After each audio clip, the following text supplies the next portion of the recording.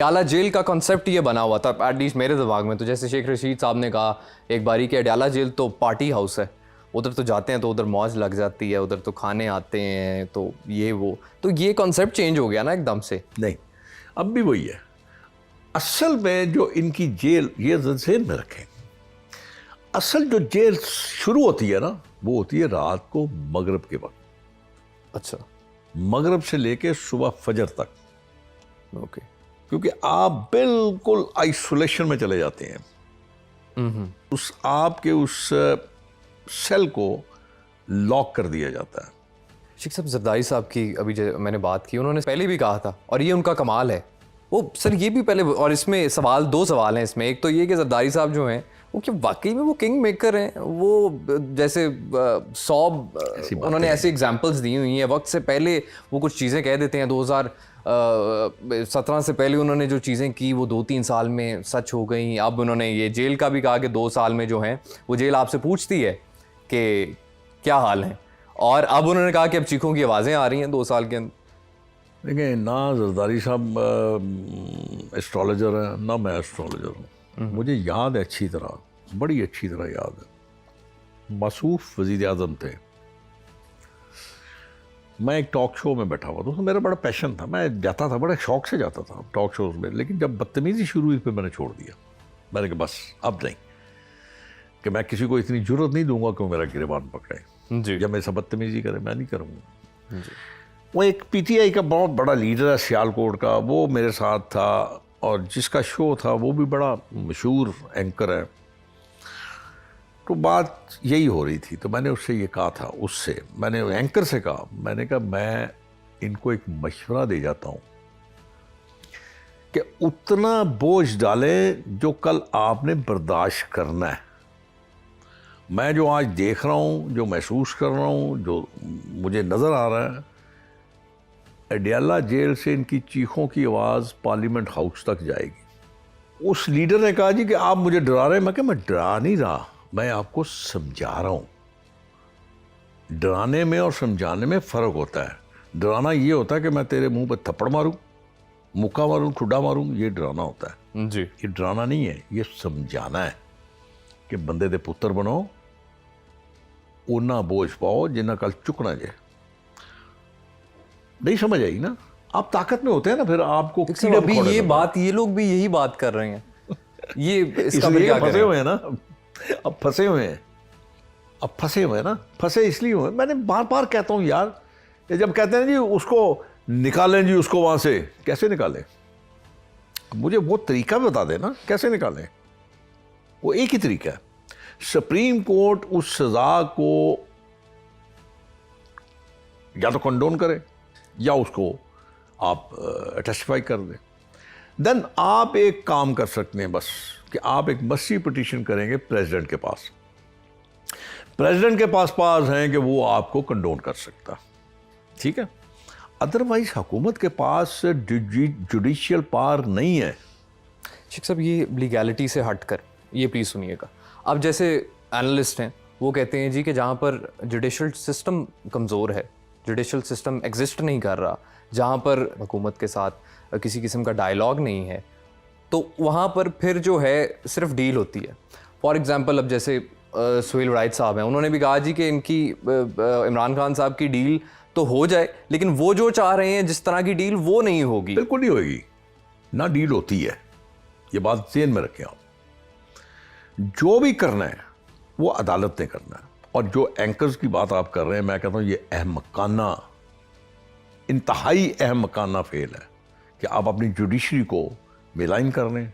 तरसी किया जा सकता है आप पे। शेख साहब, पहले आपने जैसे कहा टॉक शो में आपने मशवरा दिया था इन्हें, आज इस सिचुएशन में क्या मशवरा देंगे पीटीआई को एज ए जमात और खान साहब को एज एन इंडिविजुअल? नहीं, सियासी जमात ही नहीं है यार, सियासी सोच ही नहीं है। मैं तो गुजार चुका हूँ ना, मेरे साथ तो रहे हैं, मैं पार्लियामेंट का हिस्सा था, तब भी इनको समझाता था कि अपना एटीट्यूड ठीक करो, हर किसी के साथ इस किस्म का रवैया बेहतर नहीं है, बहुत पीछे रह जाओगे। और एक बात आप मेरी नोट कर लें, अल्लाह ने चाहा अगर एक आध इलेक्शन और ये बाहर चले गए, रह गए, आज अगर आपको वहाँ पे एक तादाद नज़र आ रही है ना, अगले इलेक्शन में ये तादाद और कम हो जाएगी। लोगों को अपने मसाइल हल करवाने हैं यार, उनको कुछ लेना देना नहीं है कि आप क्या कर रहे हैं। तो अगर आप अपना एटीट्यूड नहीं चेंज करेंगे, अपनी गर्दन में हम नहीं लाएंगे, आप अपने अल्फाज को दुरुस्त नहीं करेंगे, लोगों की इज्जत नहीं करेंगे, तो मेरा नहीं ख्याल कि आप कुछ हासिल कर सकें। एक मखसूस टोला है जो आपका पैरोकार है, उसके बाद ऑप्शन ही कोई नहीं है। मैं कभी सुनता हूँ तो बड़ा हैरान परेशान होता हूँ कि जी वाह जी बड़ा नेक आदमी है, बड़ा ऑनेस्ट आदमी है। अच्छा ठीक होगा जी, मुझे क्या पता। अब नेकी का पता हो या उसको पता होगा या मेरे अल्लाह को पता होगा, या जिसके साथ बदी हुई है उसको पता होगा, मुझे तो नहीं पता, मैं कोई साथ थोड़ी था उसके। तो इसलिए मेरा ख्याल है हमें थोड़ा सा इस मुल्क के लिए सोचना चाहिए। एक सब पिछले कुछ रीसेंट इवेंट्स ऐसे हुए थे जिसमें ऐसे लग रहा था कि मामला सेट हो जाएंगे। फॉर एग्जांपल के महमूद अचकज़ई साहब का ऑपोजिशन लीडर बन जाना, अफरीदी साहब का शहबाज शरीफ साहब को मिलना, फिर बैरिस्टर सलमान सफदर की जो मुलाकात है वो हो जाना, फिर अफरीदी साहब का 8 फ़रवरी वाले जो एहतजाज है उसमें नज़र ना आना, तो ऐसे लग रहा था कि बर्फ़ पिघल रही है। मैंने आपको गुजारिश की है ना, मुझे कुछ तरीका समझा दें कि कैसे डील होएगी यार। एक अदालत ने आपको कैद किया है, फिर आपको कैद किया है, इसको तो अदालत ही कंट्रोल कर सकती है ना, आप नहीं कर सकते। आपको याद होगा जब मियां साहब बाहर गए थे तो हाई कोर्ट ने इजाज़त दी थी, याद है कि नहीं। हाई कोर्ट ने साथ एक और चीज़ जो उसके साथ मुंसलिक की थी वो ये थी कि आप अपने हेल्थ के मतलब जो सर्टिफिकेट है वो हर महीने या कुछ अर्से के बाद आप वो हाई कोर्ट में जमा करवाएंगे। एक दफ़ा मुझे याद है कि देर हो गई, लेट हो गया, तो हाई कोर्ट ने बड़ा एक डिस्प्ले शो किया था उस पर, आप समझे। तो इसका मतलब है कि अदलिया के पास इख्तियार है कि वो आपको जो चाहें कर लें, अदलिया कर सकती है, आप नहीं कर सकते। ये तो ऐसे ही खाम खा बस रोज़ देखना, आपने कुछ ना कुछ तो करना है। इससे 2 फ़ायदे होंगे। एक फ़ायदा ये होगा कि आपके जो चाहने वाले हैं वो पुरुमीद हो जाएंगे, ठीक है। दूसरा फ़ायदा ये होगा कि आपका मोरल ज़रा थोड़ा हाई हो जाएगा, मैं बाहर जा रहा हूँ, ठीक। लेकिन मैं हमेशा ये कहता हूँ यार अली बेटा, उम्मीद दिलाना या उम्मीद करना इंतहाई ख़तरनाक चीज़ है। जब ये टूटती है ना तो इंसान बिल्कुल बिखर जाता है, फिर उसके सिमटने का कोई चारा रह नहीं जाता, बस फिर वो इतना हाई डिप्रेशन में चला जाता है और उसके बाद फिर ऑप्शन कोई नहीं रह जाती सिवाय इसके कि मौत का इंतज़ार करें, बस।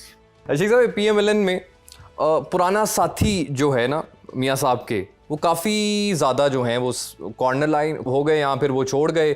आपने ही कहा था बल्कि the only old companion left of मियाँ साहब इज़ राना तनवीर साहब। जी हाँ जी सर, साथ आप ये भी कहते हैं कि बड़े नफीस इंसान हैं और होंगे भी, कोई शक नहीं है, बिल्कुल बिल्कुल होंगे, लेकिन फिर ये लोग छोड़ क्यों गए? इसमें कभी कभी ये होता है अली साहब कि हम अपनी ख्वाहिशात पे काबू नहीं पाते। बहुत बड़ी है ना ख्वाहिशात हमारी। मैं किसी की मिसाल नहीं देता, मैं अपनी मिसाल देता हूँ। फ़र्ज़ कीजिए कि मेरे मद्दे मुकाबल को हुकूमत ने अडॉप्ट कर लिया, जैसे मुझे शिकस्त दी, अडॉप्ट कर लिया, मुझे डिस्प्ले शो करना चाहिए था, मैं बस that's it, enough is enough, मैं जा रहा हूँ भाई, मैं नहीं रहना आपके साथ। ठीक है, इनकी ज़रूरत थी। अच्छा सर, ये सवाल था मेरा आगे कि वो जब हुआ था गुस्सा नहीं चढ़ा आपको?